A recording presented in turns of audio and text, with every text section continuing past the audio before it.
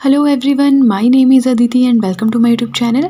आज हम पढ़ेंगे क्लास 7th हिस्ट्री का सेकंड चैप्टर का नाम है न्यू किंग्स एंड किंगडम्स। मतलब इस टाइम पीरियड में जो भी नए नए राजा और किंगडम्स बने उनके बारे में हमें पढ़ना है। तो आज हम पढ़ेंगे इस चैप्टर का सेकंड पार्ट, क्योंकि प्रीवियस पार्ट तो हमने प्रीवियस वीडियो में पढ़ लिया है। पढ़ना चाहते हैं तो लिंक भी मैंने डिस्क्रिप्शन बॉक्स में दे दिया है। तो आज ऐसे ही एक नए किंगडम के बारे में हम पढ़ेंगे जो इस टाइम पीरियड में एमर्ज हुआ था, और उस डायनेस्टी या उस एम्पायर का नाम है चोलास डायनेस्टी या चोला एम्पायर। सब टॉपिक का नाम है a closer look the Cholas, right, from Uraiyur to Thanjavur. अब ये क्या बोल रहे हैं देखिए, वो भी देखते हैं। विजयालय से आप समझ सकते हैं कि ये फाउंडर थे इस डायनेस्टी के, राइट। तो ये उरायूर से थे। He belong to the ancient chiefly family of Cholas. Cholas की जो एंशियंट फैमिली थी वहाँ से ये बिलोंग करते थे। आप इन्हें इसका फाउंडर भी मान सकते हैं। ही कैप्चर्ड कावेरी डेल्टा फ्रॉम मुत्तारियर। सो इस चैप्टर की स्टार्टिंग में हमने क्या पढ़ा था कि जो बड़े बड़े राजा होते थे उनके अंडर लैंडलॉर्ड्स होते थे, वॉरियर चीफ्स होते थे, मतलब उनके सबऑर्डिनेट्स होते थे। तो कई बार क्या होता है, आपका सबऑर्डिनेट इतना पावरफुल हो जाता है कि वो आपसे इंडिपेंडेंस मांगता है, आपसे स्वतंत्र होना चाहता है, अलग होना चाहता है। तो वही चीज़ यहाँ पे विजयालय ने की मुत्तारियर के साथ। मुत्तारियर एक अलग से डायनेस्टी होगी, कोई राजा होगा, तो विजयालय इनके अंडर काम करते थे, इनके सबऑर्डिनेट थे। बट क्या हुआ कि इन्होंने ये बहुत ज़्यादा पावरफुल हो गए और इन्होंने इंडिपेंडेंस मांगी इनसे, मतलब स्वतंत्र हो गए, अलग डायनेस्टी बना ली, जो जिसे कहा गया चोला डायनेस्टी। वैसे ही चोला के चीफ हुआ करते थे, चोला ही थे बट चीफ थे, राइट। देन जब ये अलग हुए, he build the town of Thanjavur. इन्होंने टाउन बनाया थंजावुर का, जिसे बाद में अपनी कैपिटल भी बनाया गया, और एक टेम्पल बनाया, और टेम्पल ऑफ गॉडेस निशुम भासुदिनी। ये एक माता होगी, कोई देवी होगी, इनका टेम्पल बनाया, ठीक है। इसके बाद जो हम नेक्स्ट राजा के बारे में पढ़ेंगे वो काफ़ी ज़्यादा फेमस है। इनके बारे में आप जैसे जैसे हायर क्लासेस में जाओगे आपको काफ़ी कुछ पढ़ने को मिलेगा। इनका नाम है राजा राजा वन। राजा वन कौन थे? मोस्ट इम्पॉर्टेंट चोला रूलर, बहुत ही ज़्यादा इंपॉर्टेंट चोला रूलर थे। काफ़ी कुछ हम इनके बारे में पढ़ते हैं।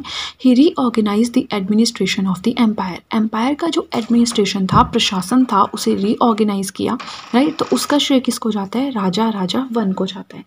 उसके बाद जो नेक्स्ट रूलर आते हैं वो हैं राजेंद्र वन। अब राजेंद्र वन को हम क्यों पढ़ते हैं? कुछ सिग्निफिकेंट किया होगा तभी पढ़ते हैं। तो इन्होंने डिवॉल्व किया naval system, naval base, navy को, इसलिए हम इन्हें पढ़ते हैं। तो ये हो गए 3 रूलर्स, राइट। नेक्स्ट हम पढ़ेंगे splendid temples and bronze sculpture. So अभी तक हमने क्या पढ़ा? हमने पढ़ा कि जो विजयालय थे वो पहले एक चीफ थे, वो चीफ मतलब एक चीफ थे, उससे उन्होंने अलग डायनेस्टी कैसे बनाई, ये हमने पढ़ा। अब हम पढ़ेंगे कि ये जो हमारी डायनेस्टी जिसके बारे में हम पढ़ रहे हैं, इनके टाइम पे कौन कौन से टेम्पल्स थे और कैसे कैसे स्कल्पचर्स थे जो फेमस हुए। तो वैसे ही हम यहाँ पे 2 फेमस टेम्पल्स के बारे में पढ़ेंगे। एक टेम्पल जो कि थंजावुर में है और दूसरा है गंगाईकोंडा चोलापुरम में, ठीक है। तो इन दोनों टेम्पल्स के बारे में कुछ तो इंपॉर्टेंट होगा, तभी हम यहाँ पे पढ़ रहे हैं। तो जो थंजावुर का टेम्पल था ये बनाया था राजा ने, और जो गंगाईकोंडा चोलापुरम का टेम्पल था ये बनाया राजेंद्र ने, जिसके बारे में हमने अभी पढ़ा है। तो इनके बारे में हम क्यों पढ़ते हैं? Because these were architectural and sculptural Marvels. इनका आर्किटेक्चर बहुत सुप्रीम था, स्कल्पचर बहुत सुप्रीम था, और जो ये 2 एरियाज़ थे ना, these were the centres of craft production. Craft का जो भी काम होता था वो मोस्टली यहीं पे होता था, मैक्सिमम काम यहीं पे होता था, ठीक है। Rulers, temples, land, places of worship. अब रूलर्स क्या करते थे? वो बड़े बड़े टेम्पल्स बनाते थे। आपने देखा होगा साउथर्न इंडिया में बहुत ही सुंदर टेम्पल्स मिलेंगे। उनका जो टॉप होता है उसमें काफ़ी ज़्यादा आपको आर्किटेक्चरल पीसेस पढ़ने को मिलेंगे। तो देखिए, जो भी ये रूलर्स थे ये बहुत बड़े बड़े टेम्पल्स बनाते थे, लैंड भी ग्रांट करते थे टेम्पल्स के लिए, क्योंकि ये इससे अपनी सुप्रीम होने का एक, आप कह सकते हैं, सबूत देते थे, ठीक है। प्लस टेम्पल्स का क्या यूज़ है? प्लेसेस ऑफ वर्शिप, जहाँ पे पूजा पाठ किया जाता है, राइट। अब हम पढ़ेंगे चोला ब्रॉन्ज इमेजेस। जो चोला टाइम पीरियड में, चोला डायनेस्टी के टाइम में जो भी ब्रॉन्ज इमेजेस बनाई गई थी, they were considered finest in the world. आज तक वो सबसे फाइन, यानी मतलब बहुत ज़्यादा अच्छी मानी जाती है, बहुत फाइन, बहुत अच्छी क्वालिटी की मानी जाती है, राइट।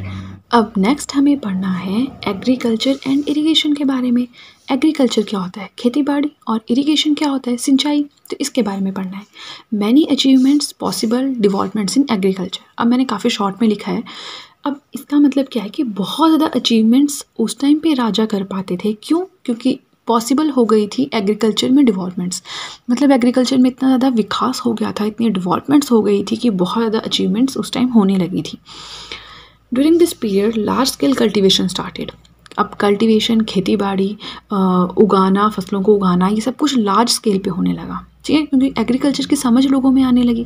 एम्बैंकमेंट्स बिल्ट, मतलब जो बांध होते हैं वो बनाए जाने लगे, कैनल्स होती हैं, नहरें बनाई जाने लगी, new irrigation methods, new irrigation technology, सिंचाई की नई नई विधियाँ यूज़ किए जाने लगी। तो ये लोग काफ़ी ज़्यादा डेवलपमेंट्स हो रही थी एग्रीकल्चर में, तो लोग और अचीवमेंट्स भी करने लगे, क्योंकि खेती बाड़ी करोगे, लार्ज स्केल पे करोगे, पैसा आएगा तो कोई और किसी और फील्ड में आप महानता हासिल कर सकते हो, ठीक है। अगर पैसा आएगा तो बड़े बड़े टेम्पल्स बना लिए, पैसा आया तो जस्टिस अच्छा हो गया, इस तरह से काफ़ी ज़्यादा चीज़ें एग्रीकल्चर के साथ डिवॉल्व करने लगी, राइट। तो नेक्स्ट अब हमें पढ़ना है the administration of the empire. Last sub topic है। आई होप आपको बोरिंग ना लग रहा हो, क्योंकि ऐसा लगता है लोगों को हिस्ट्री पसंद नहीं है, बट बिलीव मी ये जो ह्यूमैनिटीज़ के सब्जेक्ट हैं ना, ये सबसे ज़्यादा इंटरेस्टिंग होते हैं। ओके, तो हम पढ़ रहे थे the administration of the empire. अब एम्पायर का जो प्रशासन था वो कैसे हैंडल किया जाता था, कैसे ऑर्गेनाइज किया जाता था, वो सब हमें पढ़ना है, राइट। ये वाला पार्ट काफ़ी ज़्यादा अच्छा है इसमें से, क्योंकि MCQs भी बन जाते हैं अगर आप गवर्नमेंट एग्जामिनेशंस के लिए प्रिपेयर कर रहे हो, और अगर आप अभी क्लास 7th में हो इसलिए हिस्ट्री पढ़ रहे हो तो फिर आप अपने आंसर्स में इनकॉर्पोरेट कर सकते हो इन वर्ड्स को। सबसे पहले आता है कि जो सेटलमेंट्स ऑफ द पीजेंट्स, उन्हें उर कहते हैं। अब क्या होगा ना, यहाँ पे कुछ कुछ चीज़ें हैं, उनके अलग अलग नाम होते थे उस टाइम पे, वो हमें पढ़ने हैं। सेटलमेंट्स ऑफ द पीजेंट्स यानी किसानों का जो कि आप कह सकते हैं ग्रुप होता था जहाँ पे वो रहते थे, उसे उर कहते थे। अब क्योंकि एग्रीकल्चर अच्छा हो गया तो किसान भी अमीर होने लगे, ठीक है। They became prosperous with the spread of irrigation agriculture. मतलब खेती बाड़ी तो होती थी बट लार्ज स्केल पे होने लगी, सिंचाई भी होती थी, पानी बाल्टियाँ लेके जाते होंगे, बट अब इरिगेशन टेक्नोलॉजीज आ गई, तो इससे क्या हुआ कि जो किसान थे पीजेंट से काफ़ी ज़्यादा प्रॉस्पेरस होने लगे। Now groups of such villages called Nadu. अब देखिए किसानों का एक जो सेटलमेंट है जहाँ पे किसान रहते थे उसे कहने लगे उर। बहुत सारे ऐसे गांव जहाँ पे किसान रहते थे उन्हें शॉर्ट में बहुत सारे गांव को कहने लगे नाडू। अब जो नाडू है और जो विलेज काउंसिल है ये दोनों मिलकर क्या करते थे, एडमिनिस्ट्रेटिव फंक्शंस यानी प्रशासन से रिलेटेड जो भी फंक्शंस थे उन्हें परफॉर्म करते थे, जैसे कि collecting taxes, dispensing justice, taxes को कलेक्ट करना, जस्टिस है, न्याय है वो लोगों को देना, ये काम जो है अब इन्होंने स्टार्ट कर दिए। लेकिन इन्हें भी कंट्रोल कौन करता था, इन्हें किसे, नाडू को, ओनली नाडू को कंट्रोल कौन करता था, विलाला कास्ट। अब विलाला कास्ट क्या है वो भी देख लेते हैं। Controlled by rich peasants of Vellala caste. Vellala एक कास्ट थी जिसमें जो किसान थे काफ़ी ज़्यादा रिच हो गए थे, तो वो लोग नाडू को कंट्रोल करते थे, ठीक है। और ये विलाला कास्ट किसके अंडर काम करती थी, क्योंकि ऐसा तो है नहीं कि जी हम अमीर हो गए हम इंडिपेंडेंट काम करेंगे, नहीं, किसी ना किसी गवर्नमेंट के सुपरविजन में आपको काम करना पड़ेगा। तो ये करते थे अंडर चोला गवर्नमेंट सुपरविजन, जो चोला सरकार थी उसके सुपरविजन में काम, क्योंकि हम चोला डायनेस्टी के बारे में हमने पढ़ा। ओके फाइन, अब मुझे आप कमेंट सेक्शन में एक चीज़ बताएंगे कि चोला के जो चोला डायनेस्टी थी इसके फाउंडर कौन थे। हमने डिस्कस किया है उरायूर से थंजावुर वाला कंसेप्ट में, तो आप मुझे जल्दी से कमेंट सेक्शन में बताएं कि किसने फाउंड किया था चोला डायनेस्टी को। ओके, क्वेश्चन सा पार्ट। अब नेक्स्ट पार्ट जो है ये किसानों से, एग्रीकल्चर से, इन सबसे डिफरेंट है। देखते हैं क्या है। ब्रह्मदया। ब्रह्मदया क्या होती है, लार्ज लैंड ग्रांट्स। हमने पढ़ा कि ब्राह्मण्स को जो राजा थे वो लैंड देते थे दान में, तो उसे कहते थे ब्रह्मदया। अब जो ब्राह्मण थे आपको पता है उनकी सुप्रीमेसी कितने ज़्यादा हो गई थी, ब्राह्मण्स बहुत ज़्यादा अमीर हो गए थे, जिसकी वजह से क्या हुआ, अब उनके पास लैंड बहुत ज़्यादा हो गई, which led to the establishment of Brahmin settlements in Kaveri valley. जिसकी वजह से ब्राह्मण्स ने क्या किया, अपनी सेटलमेंट बना ली। जैसे किसान एक एरिया में किसान ही किसान रहते थे तो एक एरिया में ब्राह्मण ही ब्राह्मण हो गए, ऐसे उन्होंने क्या किया कि अपनी अलग ही सेटलमेंट बना ली, ठीक है। लुक्ड आफ्टर बाय असेंबली और सभा ऑफ ब्राह्मण्स। अब ऐसा नहीं था कि राजा ने इनको ज़मीन दे दी और उस पर वो रहने लगे, नहीं, वो उन्हें कुछ कंस्ट्रक्शन करनी पड़ती थी लोगों के हित के लिए, लोगों की भलाई के लिए, ठीक है। जैसे अब जैसे जो इन्हें लैंड ग्रांट्स दी गई जिन्हें ब्रह्मदया कहते थे, इनकी देख रेख कौन करता था, एक असेंबली या एक सभा होती थी ब्राह्मणों की। जो ब्राह्मण होते हैं उनकी एक असेंबली या ग्रुप या सभा बना दी, वो इनकी देख रेख करते थे, आप उसे पर्सनल यूज़ के लिए इस्तेमाल नहीं कर सकते थे, ठीक है। Decisions on the walls of temples. अब ये लोग क्या डिसीजंस लेते थे, उन्हें जो है मंदिरों की दीवारों पे खुदाया जाता था, इंस्क्रिप्ट किया जाता था, ठीक है। अब थर्ड पार्ट इसमें आता है, हम पढ़ रहे हैं एडमिनिस्ट्रेशन कैसे होता था, तो उसके अलग अलग चीज़ें हैं। अब है एसोसिएशन ऑफ ट्रेडर्स। जो व्यापारी थे उन्होंने अपनी अलग ही एसोसिएशन बना ली, उन्हें कहा जाने लगा nagarams. They performed administrative functions in towns, शहरों में जो प्रशासन के फंक्शन है ये लोग परफॉर्म करते थे। ठीक है, अब वैसे ही एक इंस्क्रिप्शन हमें मिली है Uttaramerur in Chingleput district Tamil Nadu. Okay, I know ये काफ़ी डिफिकल्ट नाम है मेरे लिए भी इवन, तो आप ऐसे याद रखते हैं उतारा मेरू चिंगलेपुट तमिलनाडु। तमिलनाडु याद रहेगा, इन्हें बार बार पढ़ोगे तो याद होगा, एक बार में याद नहीं होगा। सो यहाँ पे इंस्क्रिप्शन मिली है जिसमें हमें किस बारे में डिटेल्स मिलती हैं, हमें डिटेल्स मिलती हैं that how the sabhas were organized, कि जो सभाएं थी ना ये ऑर्गेनाइज कैसे की जाती थी।